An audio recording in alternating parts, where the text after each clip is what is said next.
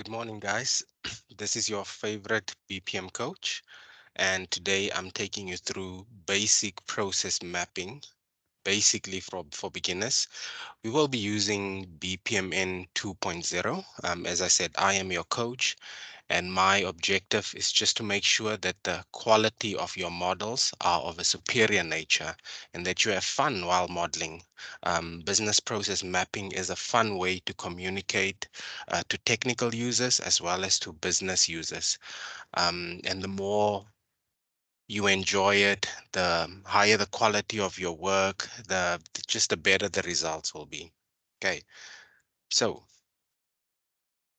let's assume you have a process where you need to reset passwords for your employees. Let's say the system that they're using is called EC. I've basically just drawn three swim lanes, guys. I've drawn a swim lane and I called the first actor the requester. The second one is the systems administrator. This is basically the role or the person that will be performing the resets, the password resets. And then I added a third party in the process and I call them the HCBP. Now I'm going to assume that you already have a template ready, that you already have a BPMN template ready, that you're familiar with the swim lane method, and we will then just dive right into the process. So obviously, if a password reset is required, the requester will know that they need their password to be reset. So they would typically then, I don't know, let's say they would request password reset. And you'll see here that they're doing that via email. Let me show you guys. Here we have a few task types, and I've chosen the option to send. So they will send an email to our help desk, to our systems administrator. Our systems administrator, again, by right clicking, you can then say that they will receive that email, right? And let's just say once they've received the email, they will have to establish the type of password reset required. Guys, we're keeping this basic. Let's say there are just two types of resets, so here we have our decision gateway, our strict gateway basically. Is this for a CAPS user or for a non-CAPS user? So let's say in this case, the password reset is for a non-CAPS user. Our systems administrator will then reset the non-caps user's password from EC. And I've just made a note there basically, guys, this is based on a process that I'm familiar with. So this note just says the user will reset the password from EC's admin center, and the functionality there is called the send system message email notification functionality. However, if this was a CAPS user, then the user would have resetted that CAPS user password from EC Admin Center. So it's sort of the same thing. The difference is in the functionality that they access to reset this password. So here the user would also go to EC's Admin Center, but the functionality is called resetting user password. So let me just highlight this in a different color so that you guys can see that the two are actually different. So I'm going to make this blue, the one for the CAPS user, what that functionality is called.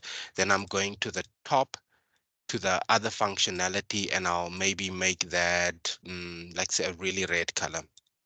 So it's it's two different activities that are performed on the system. So let's take the top one first. So if it was a non-CAPS user who required a password reset, then in our step 3, you can see that password will be reset. Then by virtue of that having happened, the user will receive a notification of his EC password details, the new details. Then we go to the right and the user can then access, let's enter that and say the user can access EC with his new credentials. And that's it. That will be a happy user. As you can see on the far left, I've just made this a user activity. I've put a little an icon of a little man there. It means it's a user. I could have chosen none as well, but I think it's always nicer to enrich our process with these sort of functionalities that BPMN 2.0 offers us. So here you can see it's the user that does that. Here you can see step 4, the employee receives a notification. So it's an email notification. Again, here it's the user, and so forth. Now let's go to our second leg where where we're saying that this is a CAPS user. We've already gone through step 5.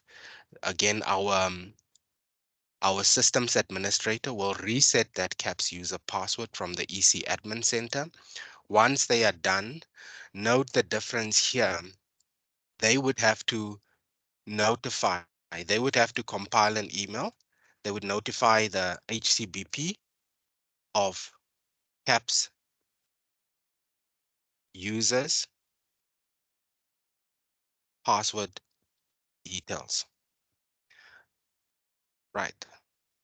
We're going to assume that a CAPS user is an employee that's working at a site or, in a mine. There's hardly signal, there's no connectivity. They don't even have their individual laptops. So usually you'd find that there's a supervisor who would, have a laptop or access to, IT equipment, and he can then help the people, that don't have this access. So he would get these emails. He would write down on a piece of paper what their passwords are. I know it's not really good practice, right? In this case, but the employees can then have their usernames and password, and they can access the system from that central PC that's on site. Our seventh step would then be for this person called the HCBP to notify the employee of their user details. Okay, guys, so we've now dealt with two branches. First branch was for a non-CAPS user. The second branch was for a CAPS user. So we followed the non-CAPS user activities, and we came to this point where the employee received the requester received the notification of his details. Then we went through, we followed the loop, or the path for the CAPS user and the activities that are performed there. And both of these threads now link at this gateway here. I'm going to do a separate video on how you use your gateways, but for now, just know that this gateway means that we've come from either this path here of the non-CAPS user, or we've come from the CAPS user path. So by the time you get to step 8, it means that in this instance of where we have step 8, you've come from either the one or the other, not from both. So I will explain that in the video I'm going to make about gateways. So our employee can now basically access EC, the system, with his new credentials, log on, and that's where we end the process for now. So guys, this is very simple. It's just a very simple model, and one of many models that I will do.